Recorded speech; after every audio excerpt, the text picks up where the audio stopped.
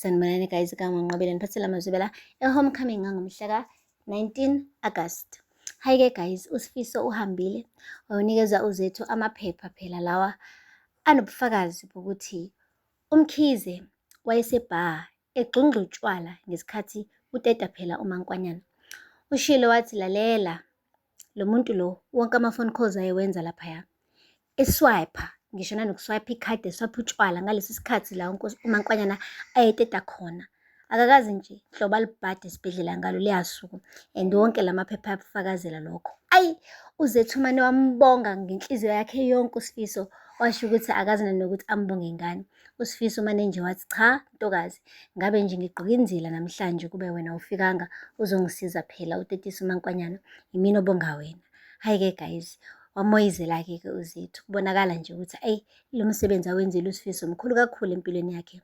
Uhambile-ke namapheshana wangena endlini eyokhombisa phela abazali nomndeni ukuthi nakhu-ke manje afike nako uSifiso. Bajabula-ke ekhaya basho ukuthi hawu, sizogeza igama lakho Zethu, kodwa uZethu akavaze abone ngaleyo ndlela.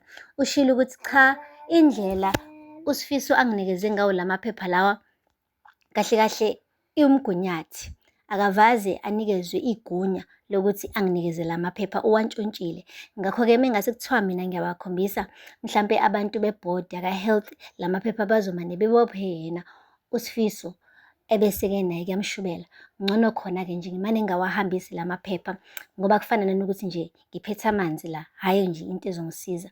Hayi-ke guys, umndeni wonke umane wajabha wadangala ngoba bebesey'tshela ukuthi sebewinile, kodwa-ke naye uzama ukuthi asindise umsebenzi kaSifiso. Bengafuni ukuthi uSifiso naye alahlekelwe umsebenzi njengaye, yingakho nje akhethe ungawasebenzisi lamaphepha njengobufakazi. Hayi-ke kwasho kona-ke ukuthi-ke uZethu unenhlanhla, uzalwa nodadewabo obaqwe. Umane nje wathi yazi kodwa esikhathini samanje yonke into oyenzayo yavela ku-social media. Wabuza uZethu ukuthi hawu, uqonda ukuthini manje dadewethu?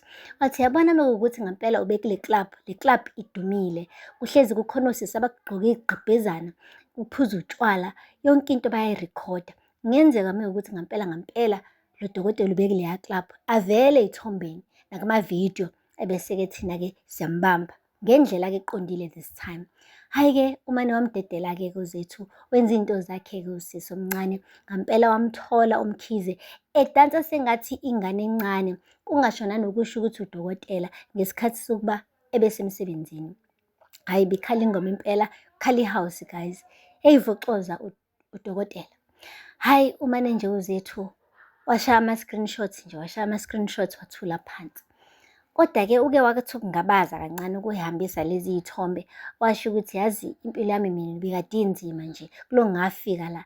Ngifundele ukuba udokotela for 7 years, ngithe ngithi ngifuna umsebenzi ngangawuthola, ngithe ngisabheke lokho ngabuyela la ekhaya. Ngathi mengibuyela la ekhaya ngaphuca imoto yami, nani nganijabhisa, umphakathi wonke ungibukela phansi.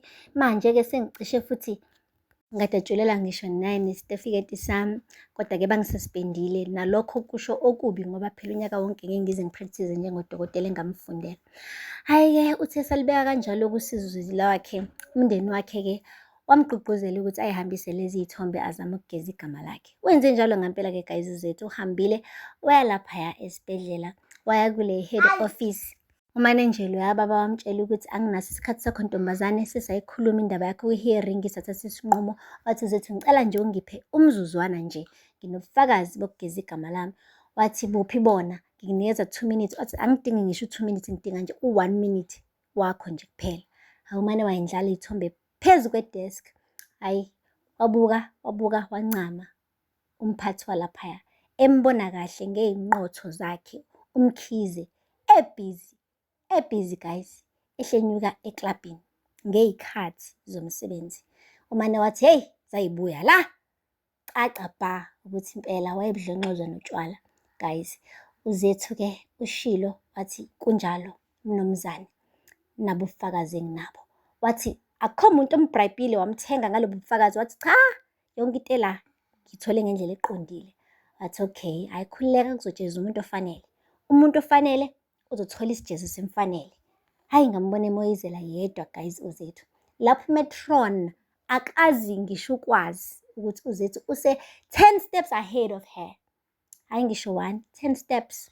akavaze-ke loke egudla ngakuyena esho ukuthi senginobufakazi umane wavala umlomo uzethu wayemane wahamba waya kubaphathi abakhombisa ubufakazi. And-ke inhlanzi ishelwa amanzi-ke manje ku-Metron benomkhize makunje, ngoba impela sengathi basheshe bawabala amachwane inkukhu ingakachamisile. Bena besebey'tshela ukuthi nje ngozethu sebeqedile impilo iyaqhubeka, kanti hhayi imande kusazoqala phansi kube khona i-hearing entsha ezoqumba phansi umkhize. And I'm sure umkhize will never want to go down without uMetron ngoba phela bamdibi kule nto manje. Guys, kusazoshuba. Aphela lapho-ke amazwibela e-Homecoming namhlanje. Ngakhohlwa ukusubscribe and like and comment.